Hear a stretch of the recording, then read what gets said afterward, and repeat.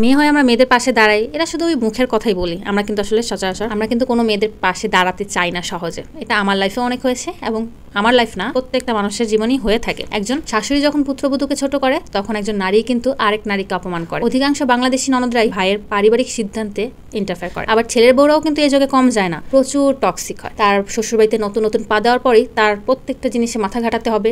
শ্বশুরবাড়ির কোন জায়গায় কি আছে, তারপরে হচ্ছে ননদরা কি করছে, ননাসরা কি করছে, এটা খুঁতি করে এগুলো তো বের করা লাগবে। আজকালকার ছেলের বউরাও কিন্তু কম যায় না। আবার শ্বশুরবাড়িতে এক যা অন্য যায়, মানে কিভাবে সংসার ভাঙা যায়, কিভাবে কথা এদিক থেকে সেদিক লাগানো যায়। শাশুড়ির কাছে প্রথমে ছোট বউয়ের নামে বদনাম করে, আবার ছোট বউ যায় আবার বড় বউর নামে বদনাম করে শাশুড়ির কাছে। এই সবকিছু দেখেন একটা মেয়ে ঘটিত বিষয়। মেয়েরাই কিন্তু মেয়েদের সবচেয়ে বেশি শত্রু। আপনি যে কোনো সেক্টরে জব করতে যান, সেখানে প্রচুর মহিলারা থাকবেন। একজন মহিলা আবার আরেকজন মহিলাকে নিয়ে বলবে তার পোশাক ভালো না, তার এই ভালো না, তার চলাফেরা ভালো না, তারপরে তার বিবাহিত জীবনে এই সমস্যা ওই সমস্যা, মানে এই সব নিয়েই হচ্ছে যত গসিপ আছে সব কিন্তু মহিলারা শুরু করে। এই আশেপাশে সবকিছু দূরে সরিয়ে জাস্ট একটা দুইটা বোনের নামে, এক বোনের নামে আরেক বোনের প্রশংসা করতে বলেন, 2 দিন প্রশংসা করে, তৃতীয় দিন অবশ্যই বদনাম করবে, তার এইটা ভালো না, তার ওইটা ভালো না। যেখানে 2 বোনের নামই যখন এত মানে আলোচনা হয়, গসিপ হয়, সেখানে আর বাহিরের মেয়েরাকে। আমার লাইফে এরকম অনেক হয়েছে যে দেখা গেছে আমি বিজনেস করি, হয়তো একটা আড্ডায় বসেছি, বলতেছি যে আমি বিজনেস করি, অপরদিকে আরেকটা মানুষ থাকে, তখন বলে হ্যাঁ উনি তো বিজনেস করে, মানে কি সে কখনোই সাপোর্ট না, কিন্তু সে আবার অন্যজনের থেকে সাপোর্ট চায়।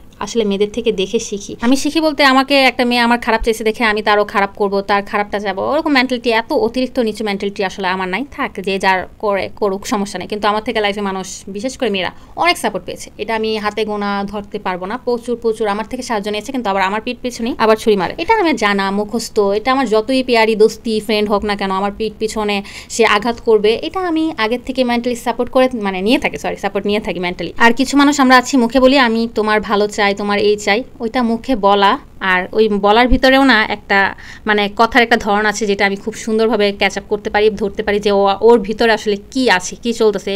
এটা হয়তো ধরন ক্ষমতাটা আমার একটু বেশি, যে আমি মানুষের মনটা খুব ভালোভাবে পড়তে পারি, যার জন্য হয়তো আমার আসলে মানুষের সাথে বেশি দিন সম্পর্ক টিকে না, কিংবা আমি টিকিয়ে রাখতে চাই না। আমি আসলে মানুষের মনের খবরটা জেনে ফেলি, তো এই কারণে আমি মানুষদের সাথে বেশি দিন সম্পর্ক রাখতে চাই না। এটা আমি চাই না, সত্যি কথা। সম্পর্ক রাখলেই মনে হয় আমার পিঠ পিছনে তো ছুরি মারবে, আর ও যদি সম্পর্ক রাখি গভীরে সম্পর্কে যায়, তাহলে মনে হয় আমার অনেক বড় ক্ষতি করে ফেলবে। আর আমার সবচেয়ে বেশি মানে বিরক্ত লাগে একজন মা যখন অন্য নারীর মা হওয়ার সিদ্ধান্তে বিচারক হয়ে ওঠে। এই জিনিসগুলো আমার সবচেয়ে বেশি খারাপ লাগে। এই প্রতিটা ক্ষেত্রেই শুধু মেয়ে, প্রত্যেকটা সংসার ভাঙার ক্ষেত্রে একটা মেয়ে থাকে।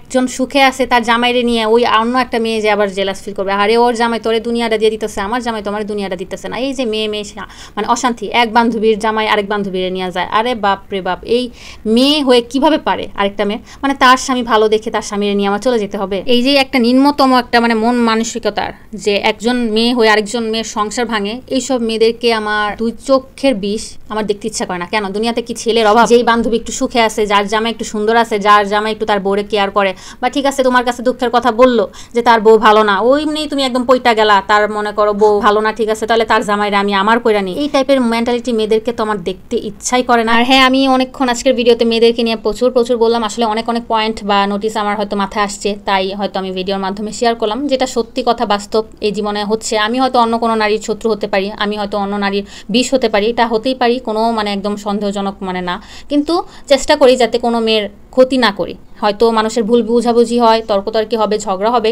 কিন্তু নিজে জেনে বুঝে অন্য মেয়ের কখনোই ক্ষতি করার চেষ্টা করি না। হয়তো অনেক জ্ঞানমূলক কথা বলে ফেলছি, জ্ঞানমূলক কথা আমি বলিনি। আসলে সামাজিকভাবে যে এই ঘটনাগুলো আমাদের চারিপাশে ঘটছে, সেগুলি হয়তো আমি তুলে ধরেছি। হয়তো অনেকের কাছে ভালো লাগবে, আবার অনেকের কাছে খারাপও লাগতে পারে। তো যাই হোক, আজকের ভিডিওটা এই পর্যন্ত স্টপ করবো। তো সব ভালো থাকবেন, সুস্থ থাকবেন, দেখা হবে নেক্সট ভিডিওতে। আল্লাহ হাফেজ।